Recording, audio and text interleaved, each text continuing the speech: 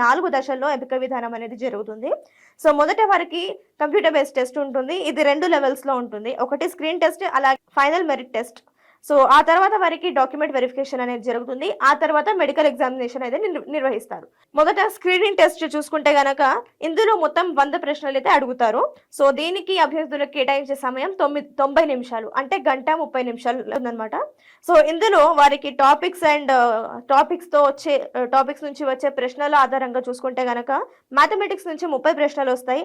అలాగే రీజనింగ్ నుంచి 25, అలాగే జనరల్ అవేర్నెస్ నుంచి 15, జనరల్ సైన్స్ టాపిక్ నుంచి 30 ప్రశ్నలు అయితే అడుగుతారు.